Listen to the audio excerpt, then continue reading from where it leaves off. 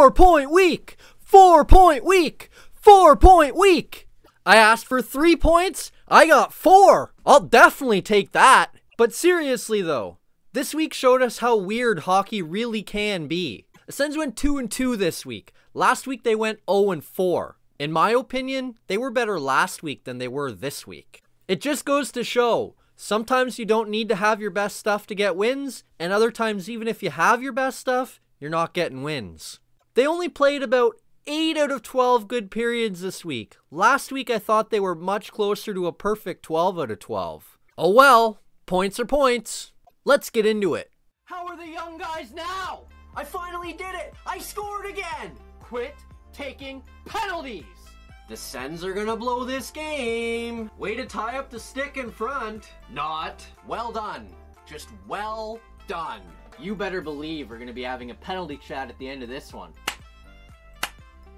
What a time to be alive! What a long and brutal season that was. This team, man! The week kicked off with a Saturday afternoon matinee in Winnipeg, where the Sens and Jets were pretty evenly matched for the most part. The game went deep into the third period, tied 1-1, until Brady Tkachuk tipped home a Mike Riley point shot with about 8.5 seconds left to give the Sens a 2-1 win. So what did I like from this contest? Well, coming into the contest, Marcus Högberg started for the Sens because Matt Murray was injured, and Högberg came into the contest on notice, as the Sens told him that if things didn't go well in this game, they were going to have to find another option.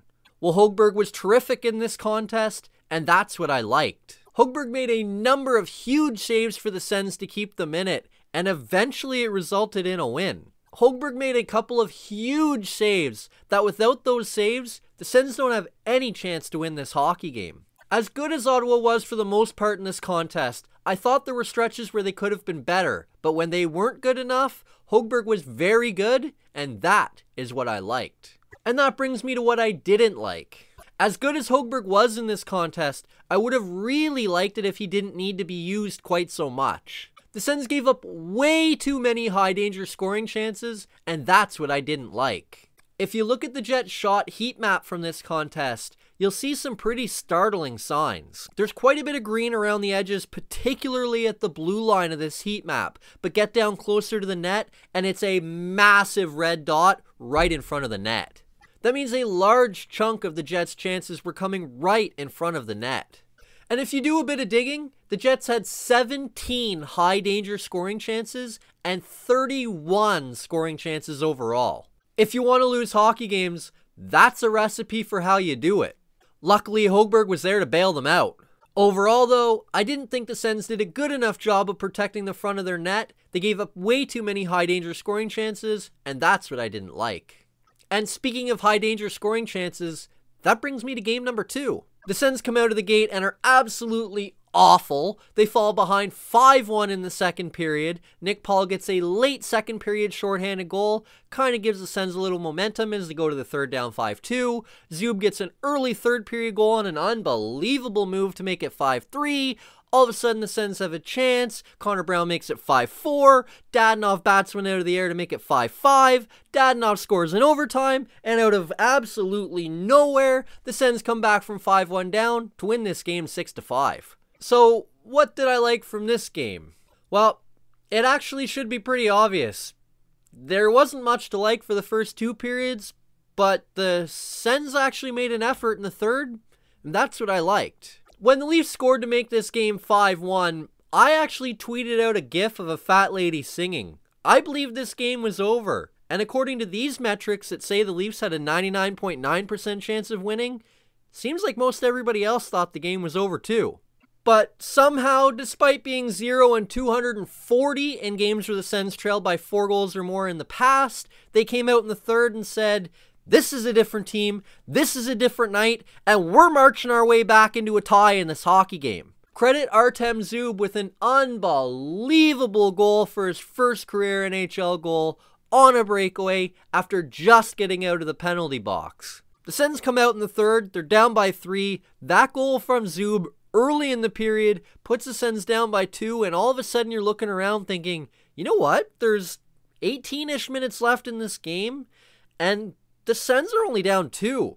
There's a real shot here. And then Connor Brown scores, and you're thinking, all right, yeah. They're fighting, and the Leafs aren't, and things are really opening up here. And then Dadonov just takes over this hockey game. Dadonov's first goal, he bats one out of midair, and I'm standing there going, are you kidding me? Although admittedly, as shocked as I was by this goal, I didn't actually expect it would count. As soon as I saw Dadonov whack that puck in, I thought, oh, that was way too high. That'll never count. But nobody else seemed to think it was too high. It never went to replay, and the goal counted. So all of a sudden, I'm like, holy man, we're tied in this game. That goal counted.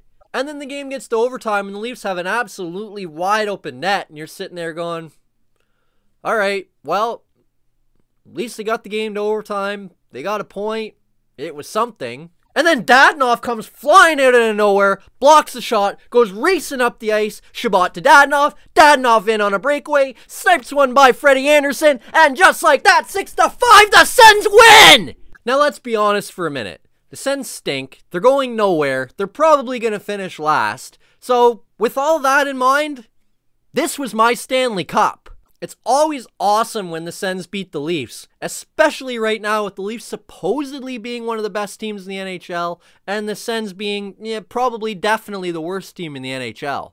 But anytime you can dunk on them like that and make them just look hilariously embarrassing, yeah, I'll take that every day of the week. So, cha-ching to my Stanley Cup, cha-ching to a Sens comeback, cha-ching to an excellent third period in overtime, and that's what I liked. And that brings me to what I didn't like. After the way they played in Winnipeg, the way they won that hockey game, they come into this game, they should be feeling terrific about themselves, they should be full of confidence, and they come out in this first period, and they are atrocious.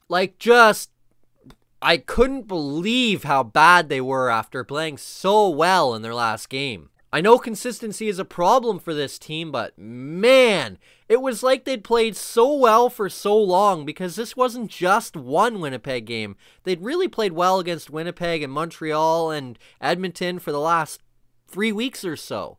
But in this game, man alive, it's like, you know what? We've played well for a while. Let's just rest on our laurels. The Leafs were just skating them out of the building early on. It seemed like the Sens really didn't even want to be there. And the Leafs made them pay. Now, as the game wore on, the Sens got better. Obviously, you don't come back from 5-1 down unless you get a lot better than you were at the beginning of the game. But the start of the game was still atrocious, and that's what I didn't like. And after an explosion of goals on Monday night, the Sens and Leafs come back on Wednesday and play a defensive struggle. As neither team really generates much offense, the Sens get running around a little bit in the third period. Alex Kerfoot finds the puck, makes them pay as he buries one off the head of Matt Murray, and the Leafs win 2-1. So that brings me to what I liked from this contest. Defensively, I thought the Sens were actually really strong in this game. They didn't give the Leafs a ton of opportunities, minus the Matthews line, which just ate them apart all series long.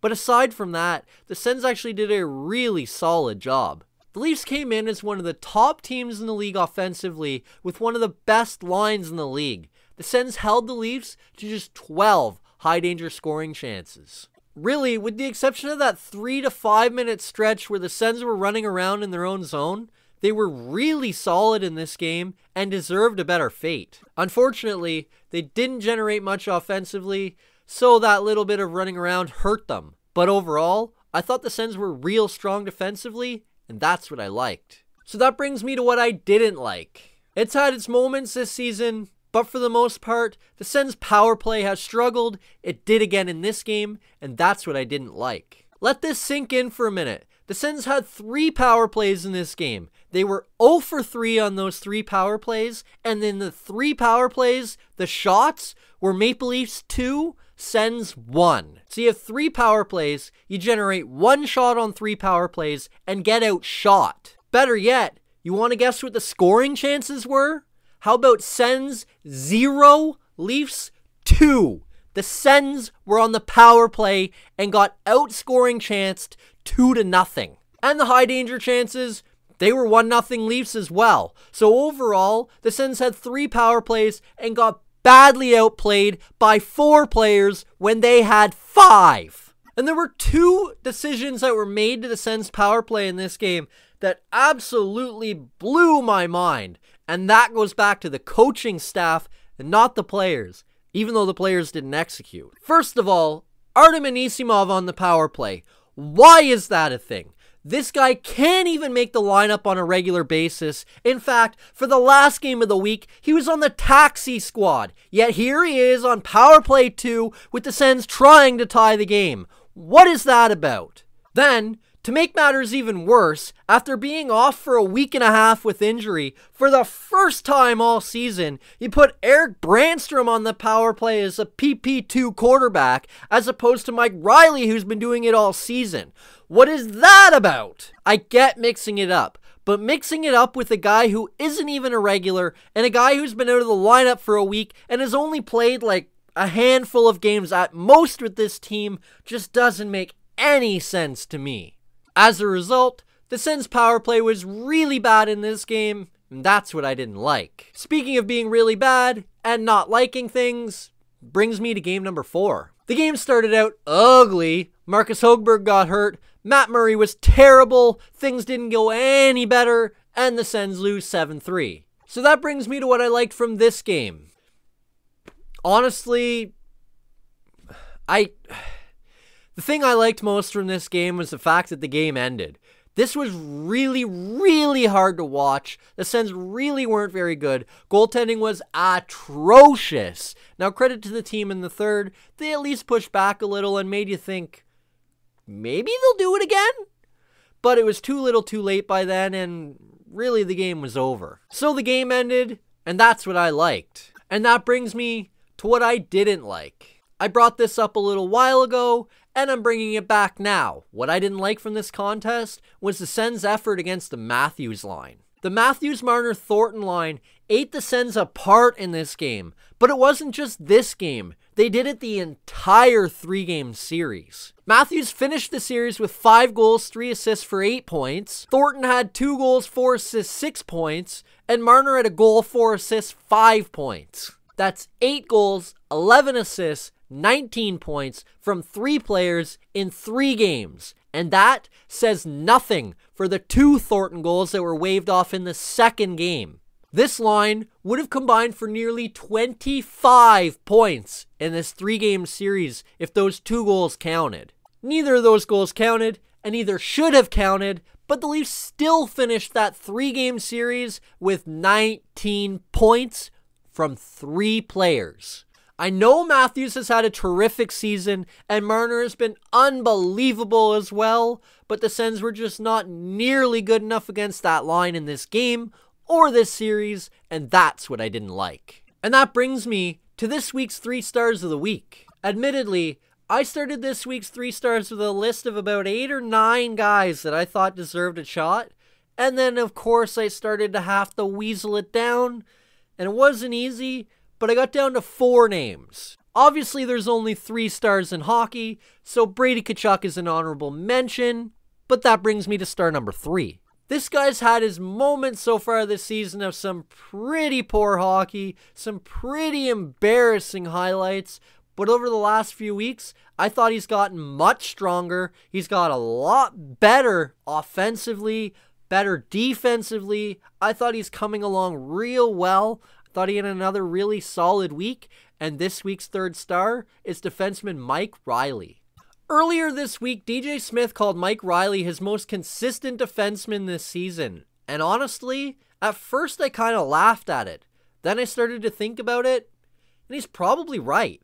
Admittedly, I think that says as much about the Sens' defensive core as it does about Reilly himself, but Reilly still deserves some credit. He's been pretty good for the most part this season, and I thought he had a really solid week again, and for that reason, he's star number 3. And that brings me to star number 2. The interesting thing about the 1st and 2nd stars of the week for the Sens this week is it was almost like it was a tale of 2 weeks. I thought one of them was the best player for the Sens in the first 2 games, and I thought the other one was by far the best player for the Sens in the last 2 games. And star number 2 for this week is Tim Stützle. Stützle's skating, puck handling abilities, and shot were on tremendous display at various times this week, particularly in the final 2 games of the series against the Leafs. That goal Stützle scored from the angle in the last game of the week was unbelievable. I saw the puck rattling around and thought, did that really just go in the net? Yep, that's Stützle, and it did go in the net. One of the things that I've noticed about Stützle big time is he's starting to handle the puck and skate with a lot more.